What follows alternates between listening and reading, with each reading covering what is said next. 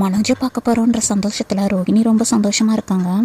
அங்கே விஜயாவை பார்த்ததும் ரொம்ப ஷாக்காகி நிற்கிறாங்க. என்னத்தை நீங்கள் எதுக்காக இங்கே வந்திருக்கீங்க அப்படின்னு ரோகிணி கேட்குறாங்க. என்னை பார்த்தது என்னடி ஷாக்காகி நிற்கிற அப்படின்னு விஜயா கேட்குறாங்க. நீதானே அவளை சாமியார் வேஷம் போட சொன்னது, உன்னால நான் நிம்மதி இல்லாமல் இருந்தடி அப்படின்னு விஜயா சொல்கிறாங்க.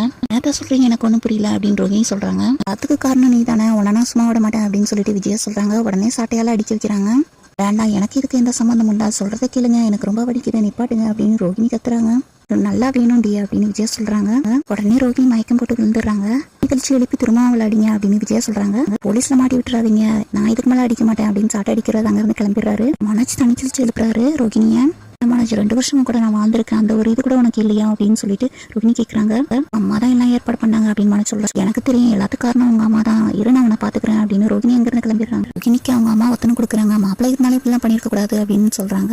அப்ப சிந்தாமணி அங்க வராங்க. நான் ரோகிணிக்கு ஹெல்ப் பண்றேன் அப்படின்னு சொல்றாங்க. சாமியார் பொம்பளை இருக்கு, என் பேரை சொன்னான்னு தெரியல அப்படின்னு ரோகிணி சொல்றாங்க. நான் தாமா சொல்ல சொன்னேன் அப்படின்னு சிந்தாமணி சொல்றாங்க. ஆண்டி சொல்றீங்க, எதுக்காக என்ன மாட்டி விட்டீங்க அப்படின்னு ரோகிணி கேட்கறாங்க.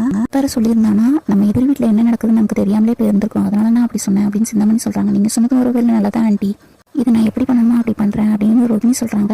நீ எப்பவுமே புத்திசாலி பண்ணு, எதனால நீ எப்படின்னா மாத்திப்ப அப்படின்னு சிந்தாமணி சொல்றாங்க. இதான் மீனா ரவி எல்லாரையும் சந்திச்சு பேசுறாங்க. நீங்க ஏதாவது எனக்கு வேலை போட்டு கொடுங்க, உங்க கூட இருந்தா ரொம்ப சந்தோஷமா இருக்கு அப்படின்னு சேர்க்க சொல்றாங்க. பெண்கள் பாதுகாப்பு சொசைட்டில இருந்து வந்து இங்க விஜயா யாரு அப்படின்னு கேக்குறாங்க. நான் தான், என்ன விஷயம் சொல்லுங்க அப்படின்னு கேக்குறாங்க விஜயா. எதான் அந்த ரவுடி பொம்பளையா அப்படின்னு கேக்குறாங்க.